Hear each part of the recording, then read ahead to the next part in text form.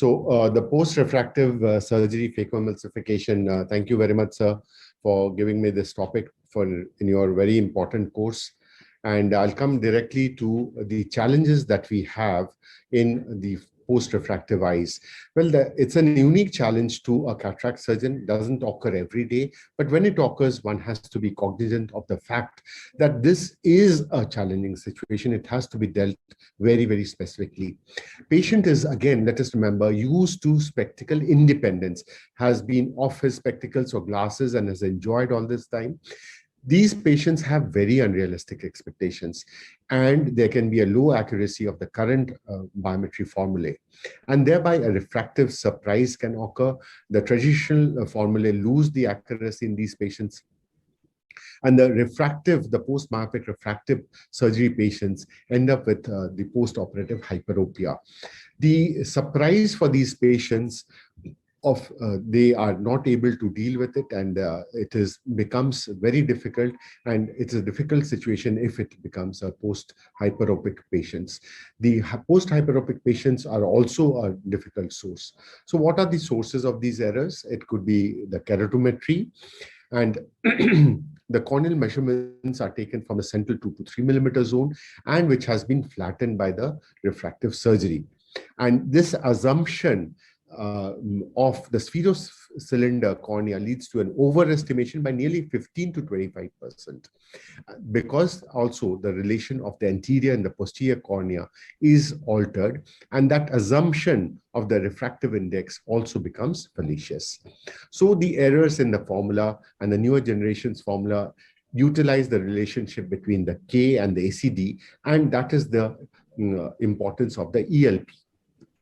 So in the myopic keratorefractive surgery, these formula predict fallaciously shallow ACD and leads to an anterior ELP and an underestimation of the IOL power, causing these post-operative hyperopic surprises. So what are the formula that we use in these patients, and with the historical method it is there? I'll just quickly go through these because we have more important aspects to deal in the later part. The double K method and the ACRS online formula. This is again very freely accessible in the website, and the multiple formula that are available are used to calculate the IOL power, and the average of all the formula is also displayed. Therefore, we have definite amount of improvement of the calculation for the IOLs. The tomography and helpful in analyzing the anterior as well as the posterior corneal curvature. The intraoperative aphakic calculation. Now, I'd like to deal upon this, and this is something that's very close to my heart. A very simple on-table retinoscopy after the extraction of the cataractous lens can be very, very accurate. And it can be a method whereby you can avoid one of these refractive surprises.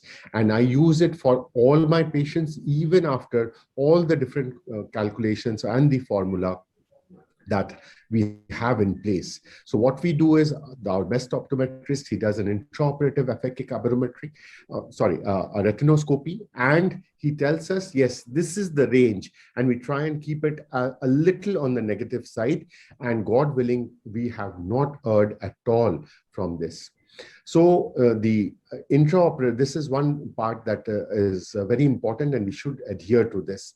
The intraoperative aphakic aberrometries also can be used. Of course, limitations include the alteration of the intraocular pressure, fixation.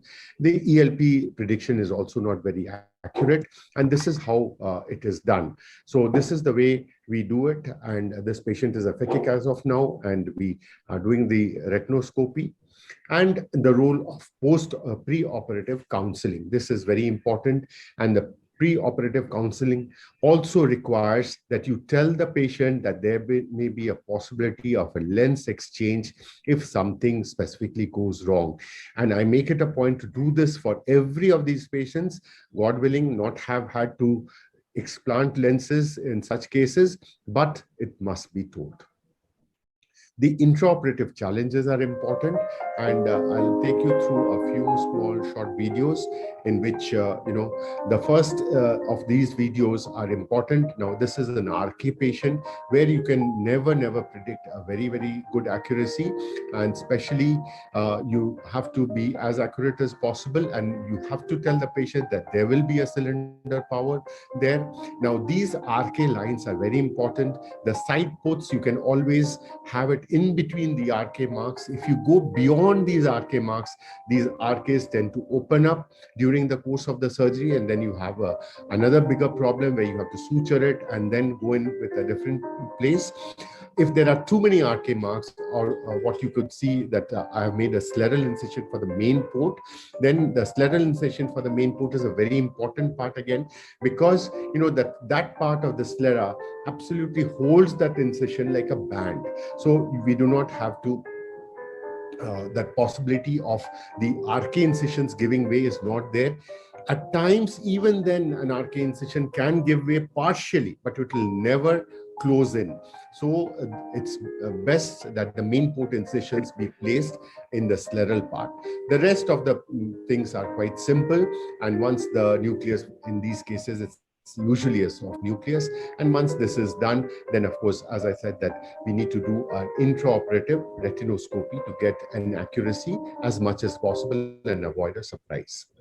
So this is a place in which we had an opening up of the RK incision, and so this has to be sutured, and then you have to find another place and then go in once again. Now, this is a mystery case that if I have time, then I will say, maybe we can go over it fast a little bit. It's a 43, or maybe we can skip this mystery case and can go on to the post-LASIK phacoemulsification.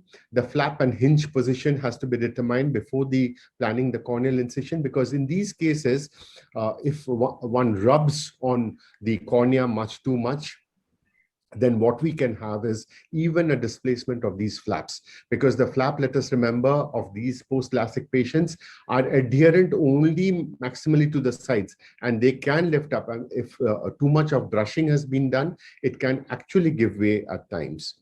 So now the post-operative refraction is important, and now the post-ICL phacoemulsification. In a post-ICL phacoemulsification, this ICL is a very thin structure, and you do not need to do any amount of calculation of your actual biometry, because it is so thin that these will not give rise to surprise. The only key is explantation of these lenses. And I'll quickly show, maybe in 2 minutes, that this is a video of a patient that had undergone an ICL surgery and went into difficulties. So what happened is, this patient, after the ICL, got back extremely good vision, but developed a retina detachment nearly 6 months later. And with this retina detachment, then after 3 months of settling the retina by a VR surgeon, this patient developed total cataract. So what would have happened? Most likely, there would have been a lens touch. And this white cataract is what was there. So we needed to take out this intraocular, the ICL first, and then go on to the removal. Now, the ICL removal was not so difficult, not very traumatic at all, and we could remove the ICL nicely. So hand over hand, and the ICL came off. So once the ICL comes off, I thought my job was nearly done, or 90% done, but I was in for trouble. So we stained the capsule, and then we went on to the capsular excess. Now watch what is going to happen. You could see that there was synechia there in the initial part, which I had to separate. Now, while I was doing this capsular excess, now we had a capsular excess run out, not in one place, but in 2 places. So with this capsular excess run out, so where are we? So we are in a place where the capsular excess has run out, and we have a very unstable bag, because remembering the fact that there is also a posterior capsular dehiscence at some place where the VR surgeon would have touched the posterior capsule. And this is what we see, that there is a dehiscence, but God willing, this dehiscence was totally fibrosed. So once it was fibrous, so it was a saving grace, and I knew that this fibrosis would be helpful. So we had the single piece and the multi-piece all in place, but I placed in the multi-piece lens. I knew it would go to the sulcus. The pupil was also coming down. So in the sulcus, it rested. Now, what to do with this thick fibrous plaque? So the plaque was there. So what we did is with the MVR, we went in, we made a retractor and then came in with a retractor to do an opening. So it was not a very large opening, it's just about a 2 millimeter opening, and that was done. Thank you very much for your kind attention, sir. Thank you.